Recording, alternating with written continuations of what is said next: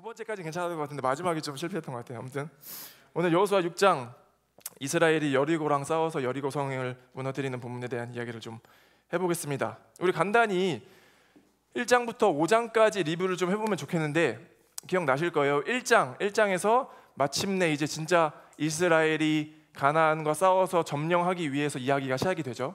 가장 핵심은 리더십의 교체였습니다.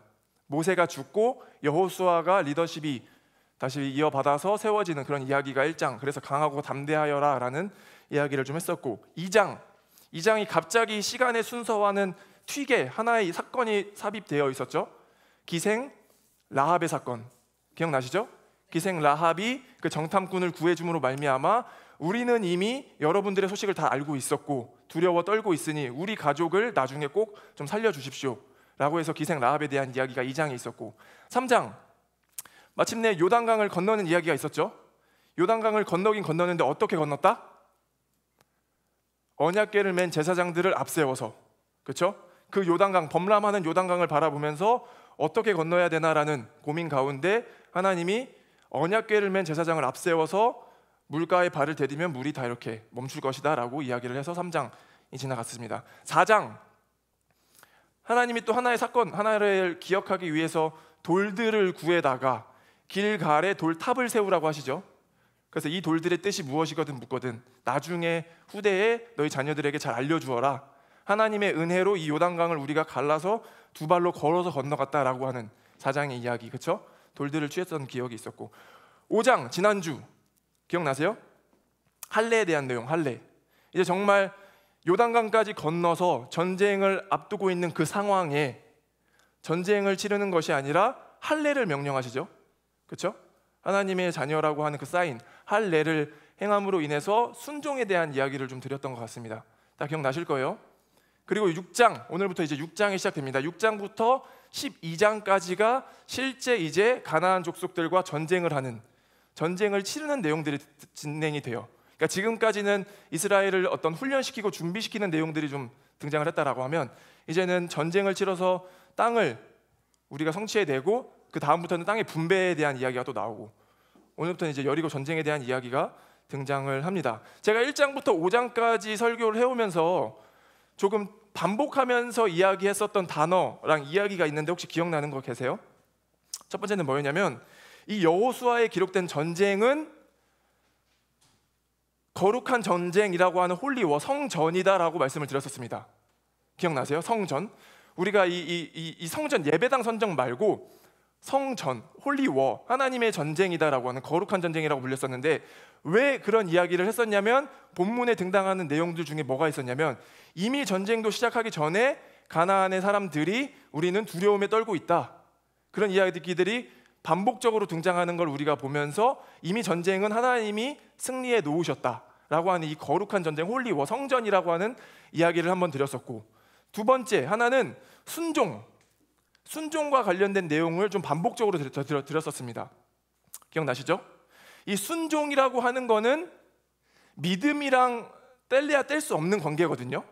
사실 같은 말처럼 봐도 저는 틀리지 않다라고 보는데 이 믿음은 사실 우리의 어떤 관념 속에 우리 마음에 있는 우리 영적인 거죠. 눈에 보이지 않는 형태.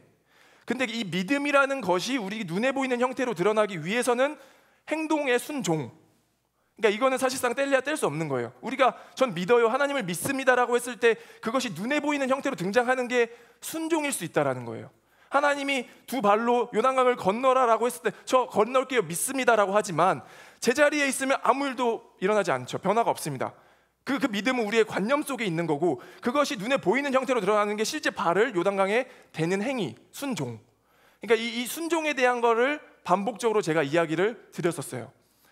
홀리워 하나님이 이미 전쟁을 승리해 놓으셨다라는 것과 순종이라는 것에 대한 이야기를 계속 반복적으로 드렸었는데 6장도 마찬가지예요. 6장도 어김없이 거룩한 전쟁이라고 하는 이 성전에 대한 내용과 하나님이 승리하셨다라는 내용과 마찬가지로 그걸 위해서는 우리가 하나님을 믿고 순종할 수 있어야 된다라고 하는 그 순종, 믿음에 대한 내용이 반복적으로 등장을 합니다.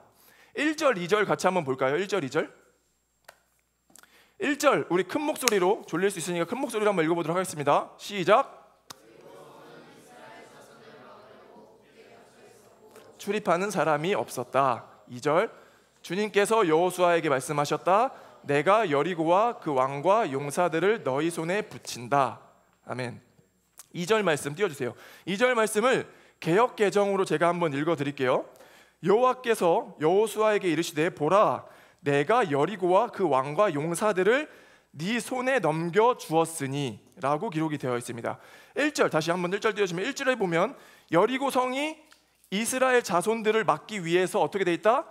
굳게 닫혀 있었다 라고 기록이 되어 있고, 근데 이 굳게 닫혀 있었다라는 것은 뭐 문이 닫혀 있네, 지금 이 시간이니까 닫혀 있고 이때는 열려 있고 뭐 이런 정보를 알려드리기 위한 기록보다도 굳게 진짜 이스라엘을 막기 위해서 여리고가 진짜 뭐랄까요, 마음을 먹고 이걸 막아내기 위해서 문이 굳게 닫혔다라는 표현인 거예요.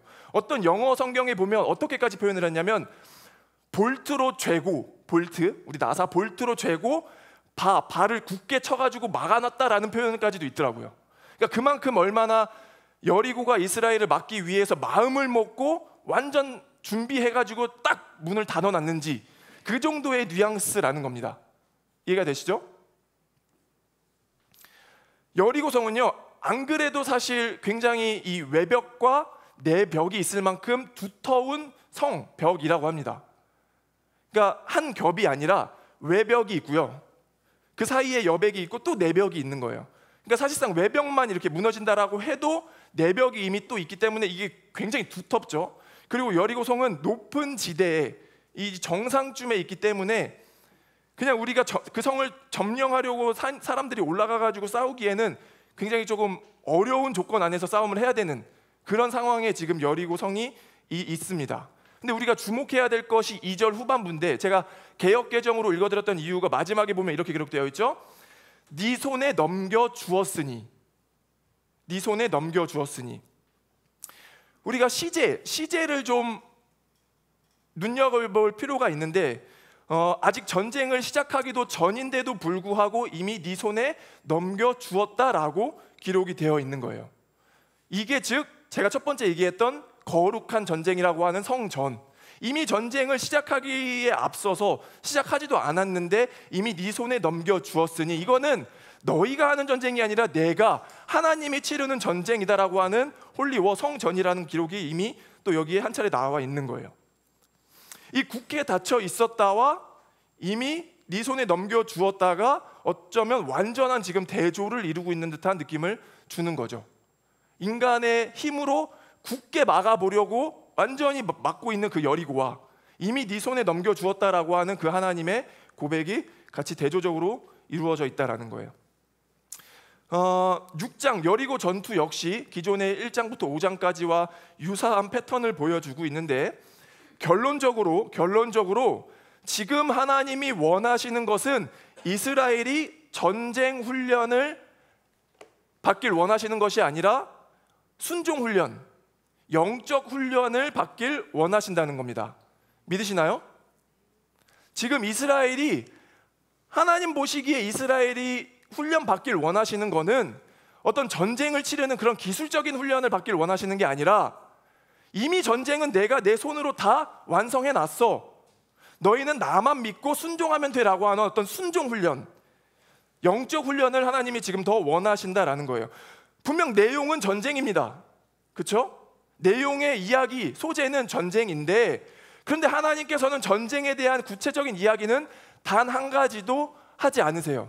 이미 전쟁은 내가 다 너네 손에, 네 손에 넘겨 주었으니 그냥 내가 지시한 대로, 내 명령대로 순종하면 돼라고 하는 어떤 순종을 명령하고 계시다라는 거예요. 하나님은요, 우리의 어떤 신앙의 상황, 우리의 믿음의 여정, 그 스케줄에 맞춰서, 개개인의 스케줄에 맞춰서 섬세하게 훈련받아야 할 것들을 준비해 주십니다. 여러분들의 각자의 상황과 각자의 믿음의 분량과 여러분들의 어떤 상황에 따라서 섬세하게 어떤 것들을 훈련받아야 되는지를 준비해 주신다라고요. 때로는 구체적이고 내가 어떻게 행동을 해야 되며 이 전쟁 가운데 어떤 모습으로 싸워야 되는지, 나의 비전은 무엇이고 나의 사명은 무엇인지에 대한 디테일한 훈련이 필요한 때도 있고요. 오히려 또 어떤 때는 이스라엘의 지금 상황과 같이 그거는 이미 하나님이 다 완성해 놓으셨으니 너의 비전과 너의 사명은 두 번째 문제이고, 너와 나의 관계, 하나님과 나와의 올바른 관계, 그분이 나를 위해서 무슨 일을 하시고 그분은 나에게 어떤 존재인지 그것을 더 명확하게 세우기 위한 것들의 훈련이 필요할 때가 있다라는 거예요.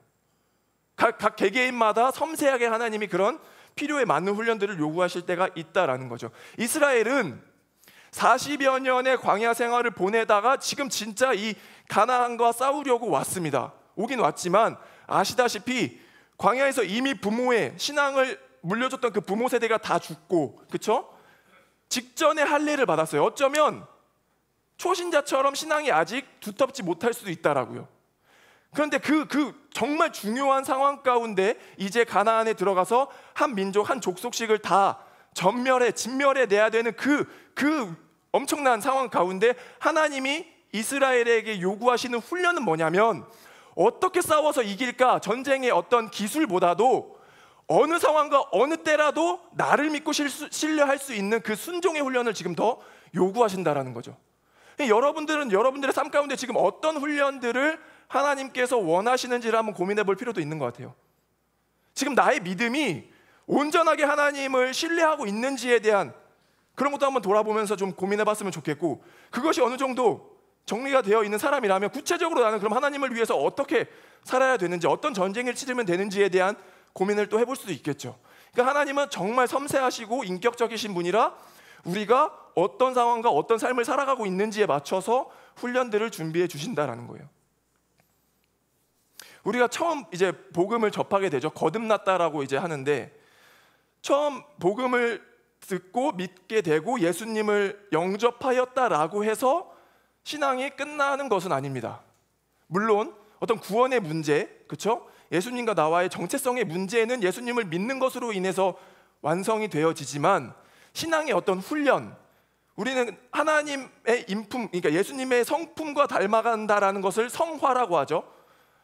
예수님과 같이 닮아가는 그 모습을 성화라고 하는데, 사실 신앙의 여정은 그때부터 시작이 되는 거예요. 예수님을 믿음으로 인해서 난 이제 다 믿으니까 끝났어가 아니라, 구원의 문제는 끝났을지 모르겠으나 예수님과 닮아가려고 하는 그 성품의 문제, 우리의 인격의 문제, 우리가 예수님과 같은 변화되는 모습은 사실 그때부터 이제 시작이 되어진다라는 거예요. 거듭난 이후에 신앙이 성숙해져가는 과정 가운데 훈련받아야 할 것들이 많이 있는데, 그 중에 저는 가장 여러분들에게 나누고 싶은 중요하다라고 얘기하는 거는 오늘 이스라엘이 지금 훈련받고 있는 이 내용, 뭐냐면 하나님을 어느 순간에서도 우리가 신뢰하고 믿을 수 있는 그 순종 훈련이 가장 필요한 줄 믿습니다. 아멘.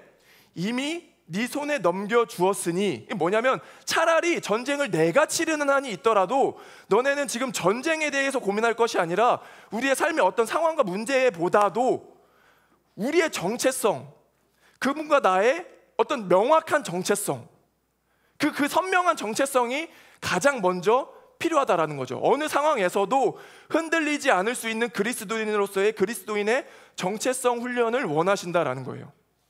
저와 여러분 삶 가운데 선명한 그리스도인의 정체성이 세워져 있길 간절히 소망합니다. 아멘. 그러니까 어느 상황에서도 우리가 이 예배드리는 순간에만 고백하는 게 아니라 정말 어떠한 상황에서도 우리가 주님을 주라고 고백할 수 있는 그리스도인의 정체성이 필요하다라는 거죠. 성경적 세계관. 그럼 그리스도인의 정체성이란 무엇이냐? 그리스도인의 정체성이란 무엇이냐? 저는 개인적으로 세속화로부터의 저항이라고 생각합니다. 믿으시나요?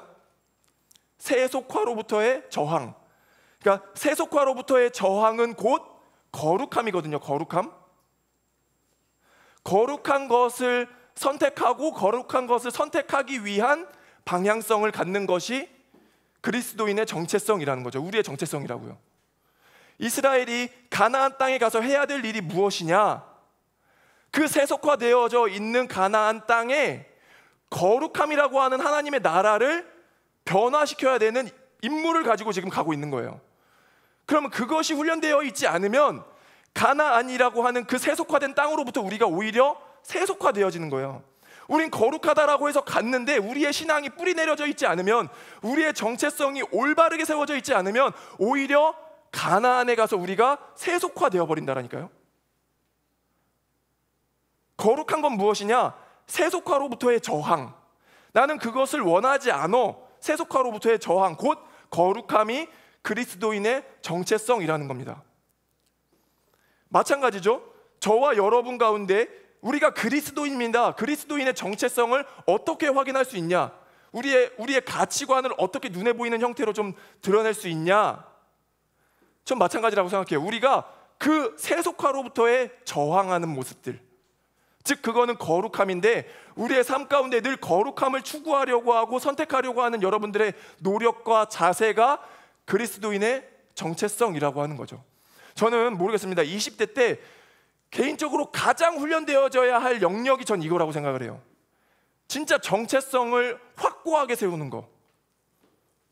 정말 20대 때는요, 뭐랄까요, 엄청난 어떤 경쟁, 그리고 늘 어떤 평가, 그래서 우월감이 있기도 하고 열등감이 나타나기도 하고, 늘 20대 때는 그래서 뭔가 우리의 감정과 영적인 상태가 롤러코스터처럼 가는 것 같거든요. 그러니까 늘 우리는 어떤 평가받는 존재로서 20대를 살아가기 때문에, 그것이 작은 것이든 큰 것이든, 평가를 했든 내 스스로 혼자 평가를 받는 느낌을 받았든 상관없이 우리의 20대는 늘 그런 상황 가운데 살아가기 때문에, 그리스도인의 정체성, 세속화로부터의 저항은 뭐냐면 내가 경쟁해야 될 대상을 이해하는 거예요. 내가 누구와 무엇과 경쟁을 해야 되는지에 대한 건강하게 인식하는 것, 이해하는 것과, 그것이 인식과 이해가 되면 우월하는 감정과 열등하는 감정이 건강하게 나타나는 거죠. 이해가 되시나요? 그냥 열등감을 느끼지 않아도 되는 순간에 우리는 열등감을 느끼면서 살아갈 수 있는 게 우리의 이 사회, 이 세상인데, 건강한 그리스도인의 정체성을 확보했다라고 하는 거는 세속화로부터의 저항이기 때문에 내가 누구와 경쟁을 해야 될지 건강하게 인식이 되고, 그 건강한 경쟁자와의 인식은, 즉 우월함과 우월 감정을 느끼는 것과 열등한 감정을 느끼는 것이 건강하게 소비가 된다라는 거예요. 저는 20대 때 가장 우리가 훈련받아야 될 것이 이거라고 믿는 거예요. 이거라고 생각을 합니다. 여러분들이 20대의 시절을 보내면서 그리스도인의 정체성, 그 명확한 정체성이 뿌리 내려짐으로 인해서 여러분들이 실제 경쟁해야 할 대상이 무엇이고, 그로 인해서 우리가 느껴야 할 건강한 감정은 무엇인지가 세워지는 것이, 교육되어지는 것이, 훈련되어지는 것이 무엇보다 중요하겠다라는 생각을 한다는 겁니다. 믿으시나요? 믿으세요? 그러니까 우리는 이미 20여 년의 시간을 이 사회 안에서 살아갔던 가치가 우리 안에 막 이렇게 누적되어 있기 때문에, 이것을 하나하나씩 분석하면서 하나하나씩 성경적 세계관으로 바꿔내지 않으면, 물론 바꾼다는 것이 나의 노력처럼 느껴져서 어떨지 모르겠지만 하나님의 은혜로 이것이 성령으로 인해서 이것이 다 교환되고 바꿔지지 않으면 우리 안에 살아있는 어떤 그런 세속의 문화들이 우리의 삶을 엉망으로 만든다라고요. 저는 여러분들이 풍성한 삶을 누리고 행복한 삶을 살았으면 좋겠는데, 그것의 방법이 성경적 세계관 안에서 하나님이 우리를 지으셨기 때문에 우리가 어떻게 살아가는지를 아는 것이, 그것이 우리 안에 건강하게 살아갈 수 있는 방법인데, 그 방법은 우리 안에 이 성경적 세계관들이 확고하게 세워져 있어야 된다는 거죠. 그게 그냥 뭔가 하나의 영역으로 퉁쳐질 게 아니라, 가능하다면 모든 영역, 예를 들면 뭐 경제관, 그렇죠? 이성관, 뭐 결혼관, 연애관, 가족관, 자녀 양육, 자녀하는 관, 교육관, 이 영역들이 많잖아요, 그렇죠? 그 모든 영역에서 이 세상이 지혜라고 말하는 것은 무엇이며 하나님이 말씀하시는 성경적 세계관은 무엇인지를 비교하면서, 그럼 이것이 하나님이 말씀하시는 영역이네 하면서 자꾸 그렇게 배워갈 수 있는, 그래서 그로 말미암아 나의 모든 것에 대한 세계관과 가치관이 성경적으로 하나님의 세계관으로 변화되어질 수 있는 게 20대 때 가장 필요한 훈련이다라고 생각을 한다는 거죠. 여호수아에 등장하는 신학적 이슈, 뭔가 해결되지 않는 신학적 이슈 한 가지가 있는데 뭐냐면 헤렘이라고 하는 헤렘이 뭐냐면 진멸이에요. 진멸. 여호수아뿐만 아니라 성경 곳곳에서도 진멸하여라라는 말들이 나오는데, 신명기 7장 2절 볼게요. 신명기 7장 2절. 네 하나님 여호와께서 그들을 내게 넘겨 내게 치게 하시리니 그때에 너는 그들을 진멸할 것이라. 그들과 어떤 언약도 하지 말 것이요 그들을 불쌍히 여기지도 말 것이며. 그러니까 모세는 이스라엘에게 그 땅의 주민들을 다 진멸하여라, 한 사람도 남기지 않고 진멸하여라, 불쌍히 여기지도 말라고 하십니다. 신명기 20장 16절에도 보면 오직 네 하나님 여호와께서 내게 기업으로 주시는 이 민족들의 성읍에서는 호흡 있는 자를 하나도 살리지 말지니. 호흡 있는 자를 단 한 사람도 남기지 말고 진멸하라고 명령을 하시죠. 그러니까 물론 이스라엘 입장에서는 이것이 사명이에요. 이것이 사명이고 하나님께서 약속하신 땅을 성취하는 것이기 때문에 기쁜 일이고 소망의 일인지는 모르겠으나, 그러나 그 땅에 살고 있던 사람들은 진멸을 당하는 입장이거든요. 그럼 이걸 어떻게 이해할 거냐고. 이게 정말 정의의 하나님, 공의의 하나님, 사랑의 하나님이 맞아? 라는 질문이 나올 수 있다라는 겁니다. 신앙이 없는 제3자의 입장에서는 아니 정말 하나님의 사랑이 맞습니까? 그럼 그 땅에 살아가고 있던 원주민들은 무슨 죄 때문에 이렇게 다 진멸을 당해야 됩니까? 라는 말들을 해볼 수 있다라고요. 그러다 보니까 주석가들조차도, 실제 신학을 하는 주석가들조차도 이 여호수아가 반인륜적이며 잔인한 책이라고 이야기를 하기도 한다라는 거예요. 16세기에 보면 스페인이죠. 스페인이 라틴 아메리카를 점령하잖아요. 식민지화 시킵니다. 그때 원주민들을 대량 학살하고 죽이는 일들이 벌어지는데 얼마나 많은 사람들을 학살하고 죽였냐면 당시 이런 말들이 있었다고 해요. 스페인 농장에 물이 떨어지면 원주민들의 피로 채우면 된다. 그만큼 원주민들을 학살하고 다 죽였다라는 거죠. 진멸했다라는 거예요. 이런 학살, 이런 죽임을 실제 저지르면서도 스페인이 했던 말은 뭐냐면 미개한 원주민들은 문명화시켜져야 되고, 그렇죠? 이교도 원주민들은 복음화되어져야 되기 때문에 스페인 사람들이 라틴 아메리카를 식민화해서 다스려야 된다라는 명분으로 계속해서 죽였다라고요. 여러분들은 어떻게 좀 해석이 되세요? 그것이 그렇게 인정이 되나요? 복음 전도를 빙자한 폭력과 수탈의 역사라는 책에 보면 그때의 사건을 기록하면서 이렇게 내용이 나와요. 스페인 침략에 맞서 저항했던 원주민의 추장이 고문을 당하고 죽음 위기에 몰린 그 사람에게 스페인 침략자가 복음을 믿고 세례를 받아야 나중에 천국에 갈 수 있으니 지금 복음을 믿고 세례를 받을 것을 권했다라고 합니다. 그래서 추장이 잠시 생각을 하다가 이런 이야기를 했다라고 해요. 그러면 당신들도 나중에 그 천국에 가게 됩니까? 스페인 정복자가 그렇습니다라고 얘기를 하자 한치의 망설임도 없이 이렇게 얘기했다라고 해요. 그렇다면 나는 당신들이 가는 그 천국에 가지 않겠습니다. 그러니까 이 헤렘이라고 하는 게 이스라엘 편에서는 진멸이 하나님의 약속이에요. 성취예요. 근데 가나안 입장에서는 진멸을 당해서 몰살을 당한 거라고요. 그러다 보니까 이것이 어느 한쪽으로만 해석되어지는 것이 난해하다라는 입장들이 늘 있다라는 거죠. 그렇기 때문에 우리와 같이 우리가 믿는 그리스도인들이 이것을 어떻게 보는가, 어떻게 해석하고 어떻게 보는 것이 건강한 시각인가라는 것도 우리가 나눌 필요는 있죠. 배워야 될 필요가 있다라는 거예요. 먼저 두 가지를 좀 기억을 해야 되는데 뭐냐면, 첫 번째 성경에 등장한 이 진멸이라고 하는 것은 그때 당시에 하나님의 어떤 이 민족의 문화를 다 제거하기 위한 수사학적 과장의 표현인 거지, 정말 단 한 사람도 남기지 않고 모조리 다 죽인 건 아닙니다. 일단 1차적으로 그걸 알아야 돼요. 왜냐하면 사사기에도 등장하면 그 땅에 이미 이방인들이 계속 살고 있었다라는 기록들이 계속 등장을 하거든요. 그러니까 단 한 사람도 남기지 않고 완전히 모조리 진멸한 게 아니라 그때 당시의 문화를 완전히 제거하기 위한 어떤 수사학적 과장의 표현이다라는 것을 여러분들이 좀 기억할 필요가 먼저는 있고, 1차적으로.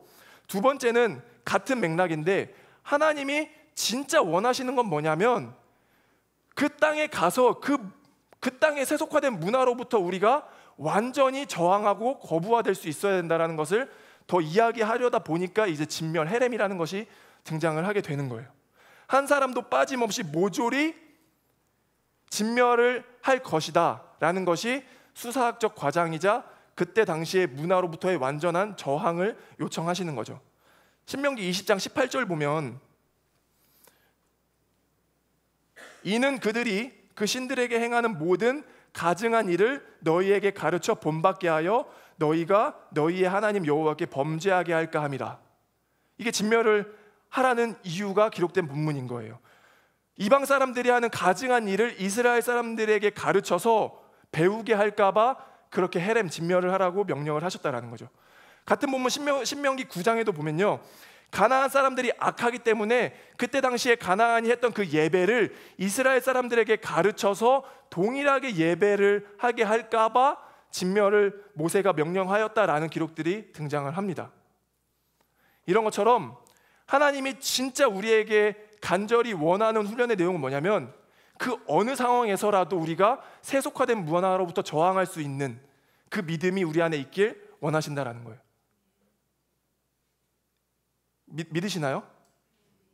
지금 여호수아가 이제 여호수아 6장 가서 전쟁을 하기 시작하기 앞서서 이제는 정말 구체적으로 전쟁에 대한 방법을 이야기할 법도 하시는데, 물론 하시긴 하셨지만 우리 편에선 사실 그건 납득이 안 되는 이유죠. 그럼 진짜 하나님이 원하시는 훈련의 내용은 뭐냐면, 내가 명령한 그 모든 것들을 단 한 가지도 의심하지 않고 믿을 수 있냐라는 어떤 순종의 훈련을 원하신다라고 하는 거예요. 제가 여러분들한테 진짜 강조하고 부탁하고 싶은 그 내용은 뭐냐면, 20대 때 그 훈련, 한 살이라도 더 젊을 때 이 가치관을 좀 더 견고하게 여러분들의 삶 가운데 세울 수 있으면 좋겠다라는 생각을 가지고 있습니다. 마무리를 좀 이제 결론을 좀 맺도록 하겠습니다.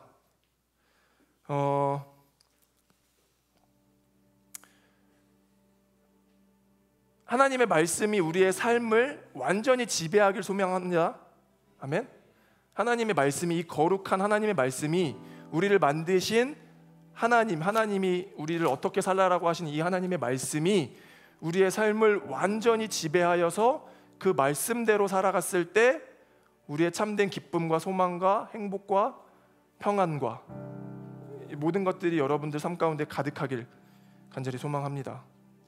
제가 진짜 바라는 거예요. 여러분들의 삶의 풍성함, 어떤 사회에서 성공했다라고 말하는 그런 차원이 아니라, 여러분들의 삶이 여러분 스스로 이렇게 돌아보면서, 난 진짜 하나님 안에서 풍성한 삶을 살고 있구나, 정말 하나님이 주시는 어떤 그런 넉넉한 마음 가운데 풍성하게 살고 있구나라는 것들이 늘 날마다 가득하길 소망하는 거예요. 마무리를 하는데 어려운 거 저도 알고 있습니다. 저도 잘 안 되고요.